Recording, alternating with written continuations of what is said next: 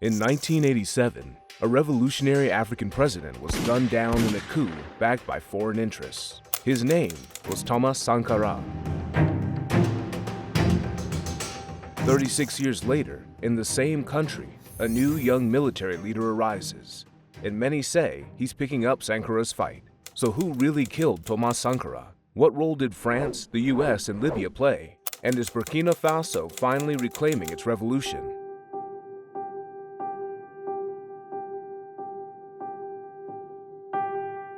When Thomas Sankara came to power in 1983, Burkina Faso, then called Upper Volta, was one of the poorest nations on earth. But in just 4 years, this 33-year-old transformed it. We must dare to invent the future. That's what he said. He renamed the country Burkina Faso, land of upright people. He banned luxury cars from government officials. He cut his own salary. He outlawed forced marriage and female genital mutilation. His team vaccinated over 2 million children. He promoted women to ministers and soldiers. Even the president rode a bike to work. But with every reform, Sankara made enemies, not just at home, but in Paris, Washington, and Tripoli.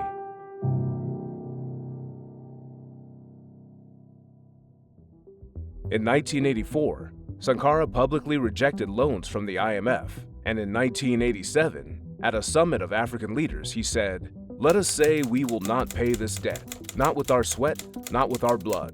He directly challenged the French system of neo-colonial influence, known as France-Afrique. He called out corrupt African elites. His speeches drew massive crowds of young people across the continent. Some neighboring governments even refused to let him land, fearing the wave of support he'd bring. Back home, he began prosecuting corrupt officials, even ones from powerful international institutions. He wasn't just defiant, he was effective, and that terrified the system.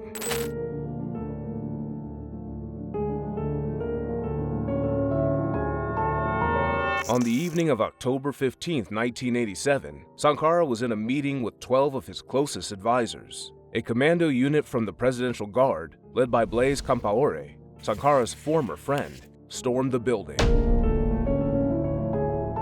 Witnesses say Sankara stood up and said, "Hold your fire, I'm the one you're looking for."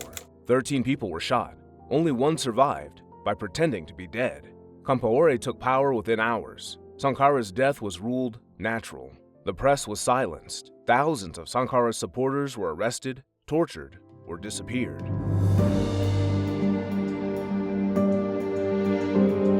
Was this just a local power struggle, or something much bigger? The answer lies in a paper trail.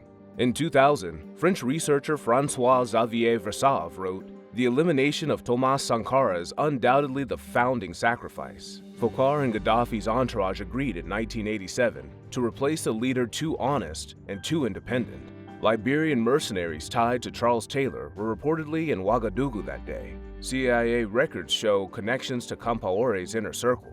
France, Libya, Ivory Coast, even the United States all had something to gain. In 2008, French lawmakers called for the release of the classified documents. The request never made it to the floor.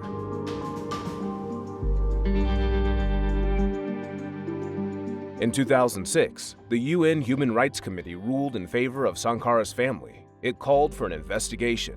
But in 2008, the same committee backtracked, saying the government had made efforts.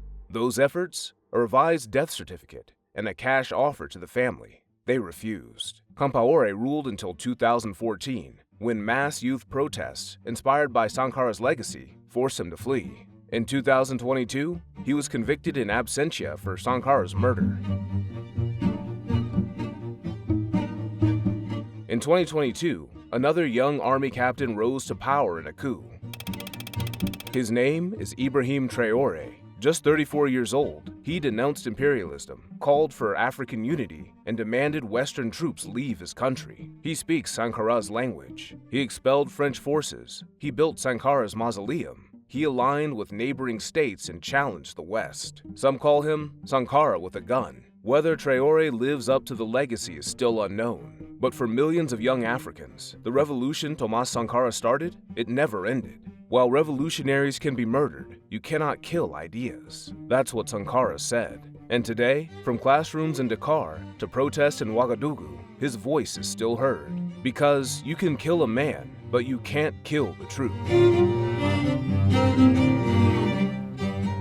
Sankara, Traore, Burkina Faso, a revolution interrupted, a new one rising.